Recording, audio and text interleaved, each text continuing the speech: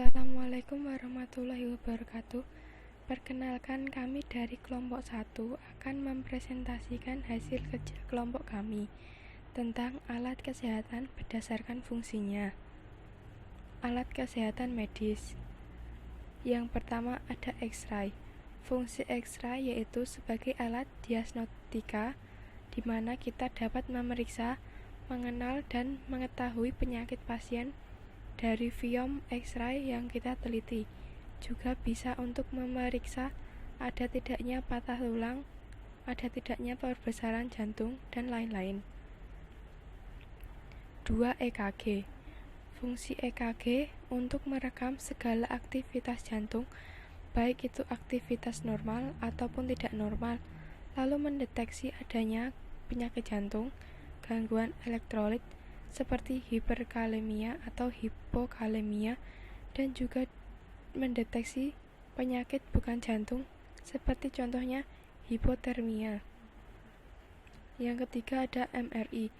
Magnetic Resonance Imaging atau MRI berfungsi untuk melihat dan memeriksa bagian organ dalam, bahkan hampir semua bagian tubuh bisa diperiksa dengan melakukan pemeriksaan MRI, seperti bagian otak dan tulang belakang, tulang dan sendi, payudara, jantung dan pembuluh darah, berbagai organ dalam tubuh seperti hati, rahim, kandung kemih, atau kelenjar prostat. 4. NCT. Komputer tomografi atau CT berfungsi untuk mendiagnosis gangguan tulang dan otot seperti tumor atau patah tulang, menentukan lokasi tumor, infeksi, atau gumpalan darah sebagai bagian dari prosedur lain, misalnya bedah, biopsi, dan terapi radiasi. USG. Ultrasonografi atau USG berfungsi untuk mengkonfirmasi kehamilan, selain itu untuk mendiagnosis kondisi tertentu, serta membantu dokter untuk menentukan prosedur medis yang tepat. Alat kesehatan non-medis. Yang pertama ada bedside pasien.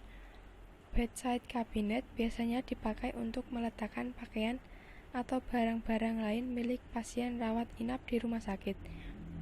Bedside bisa juga disebut lemari pasien. Selain untuk meletakkan pakaian, instrumen ini juga digunakan untuk menjadi meja makan pasien atau sebagai tempat meletakkan bagi makan pasien. Yang kedua ada tiang infus.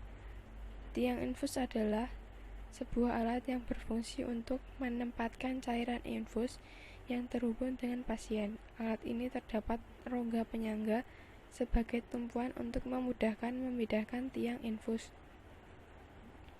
Yang ketiga ada meja operasi. Fungsi meja operasi adalah dapat memudahkan kinerja dokter bedah. Hal ini dikarenakan meja operasi itu sendiri telah dibuat secara khusus agar bisa menyesuaikan dengan keinginan dokter. Biasanya para dokter pembedah memiliki kesulitan dalam posisi tertentu. Nah, dengan adanya sebuah meja operasi yang dapat diputar 360 derajat secara horizontal dan juga dapat diatur tinggi rendahnya ini, tentu membuat kinerja para dokter semakin mudah. Yang keempat ada lampu operasi. Fungsi utama yaitu untuk menerangi objek pada saat tindakan operasi yang ditempatkan di ruang operasi dan ruang bersalin. Yang kelima ada autoclave. Autoclave adalah alat pemanas tertutup yang digunakan untuk mensterilkan bahan, alat, instrumen, atau media dengan metode penguapan suhu bertekanan tinggi yang dilengkapi pengatur suhu dan waktu yang dapat disesuaikan untuk mendapatkan hasil atau tujuan tertentu. Yang keenam ada tabung oksigen. Tabung oksigen merupakan alat yang sangat diperlukan untuk membantu proses pernafasan, terutama bagi pasien yang sedang melangsungkan perawatan. Yang terakhir ada kursi roda. Kursi roda adalah alat bantu yang digunakan oleh orang yang mengalami kesulitan berjalan menggunakan kaki, baik dikarenakan oleh penyakit, cedera, maupun cacat. Sekian presentasi dari kelompok kami. Bila ada kekurangan mohon dimaafkan. Sekian dan terima kasih. Wassalamualaikum warahmatullahi wabarakatuh.